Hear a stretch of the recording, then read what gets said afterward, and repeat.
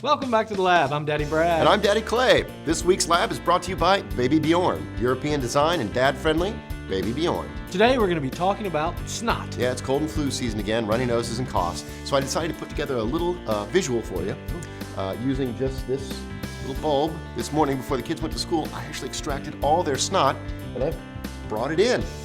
So here it is. This is basically one day's worth of snot.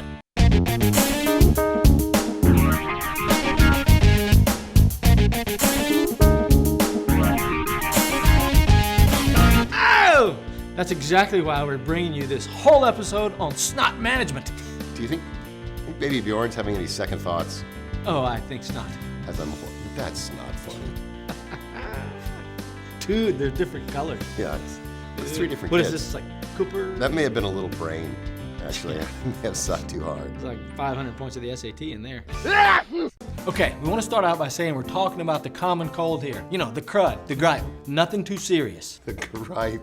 So if your kid's got 103 fever or higher, persistent cough, sore throat, swollen glands, those kind of things, take them to the doctor. We're talking about kids that are not well, maybe can't even go to school, but not seriously ill, not sick enough to see a doctor. Cold.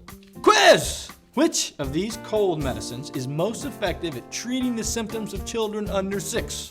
According to the American Academy of Pediatrics, none.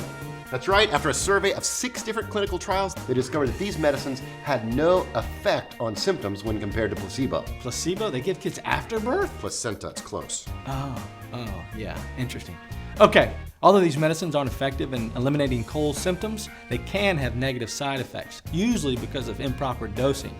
You know, an advisory committee to the FDA has actually recommended that manufacturers stop marketing these products to kids under 6. So the most you can do, hand that kid a tissue. Or if you're in our household, hand him a chunk of toilet paper. Because we always seem to be running out of tissues. I don't know why. And when does it start occurring to them to wipe their own damn noses? Can you tell me that? Like the pendulous green boogers that are bouncing around their head while they're breathing? When do they think, hey, I'm just gonna wipe that? Probably 18, 20, something like that. Anyway, when it comes to colds and flu, 6 ounces of prevention is better than a gallon of cure. Wash your hands. Wash them all the time. Friction, get rid of bacteria. Wash. I like to wash my hands. I think I'm gonna go do it right now. Okay, relax. According to the CDC, frequent hand washing is one of the best ways to avoid disease. They recommend that kids scrub for at least 20 seconds. And for little kids, this can feel like water play, but for older kids, they might need a little more motivation. You could sing the ABC song, maybe twice around on Happy Birthday.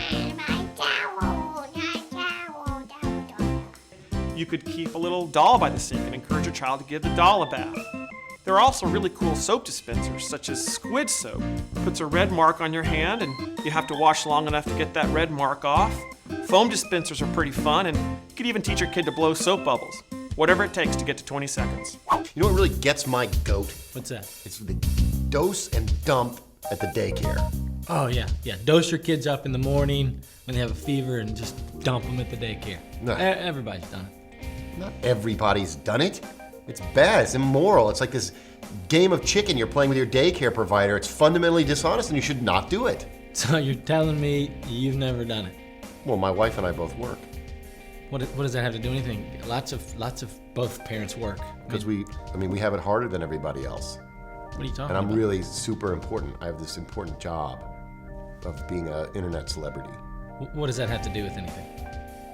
Well, I'm just saying that it's okay for us. I think we really just have to keep the focus of this discussion where it belongs. Where? Everybody else? Exactly. Well, that's all for us here this week at the lab. So if you've got a hint or a tip for encouraging hand washing in kids, please just drop us a comment and you'll automatically be entered in our weekly drawing. This week is a really good one. We've got a Baby Bjorn baby carrier, a backpack, and a little bib that goes over the carrier to protect it. Really cool package, worth over $200 retail. Wow. How did it get? All you have to do is drop us a comment. Nice. Well, speaking of Baby Bjorn, we'd like to thank our sponsor, Baby Bjorn, for bringing you this week's episode. Stay healthy, everybody. Baby Bjorn. You think it's easy to get sponsors, but it's not. That's not funny. We gotta keep them happy by showing this again. You think this is real, but it's not. It's not. It's snot. Is it You may real? think that we're mature. But we're snot.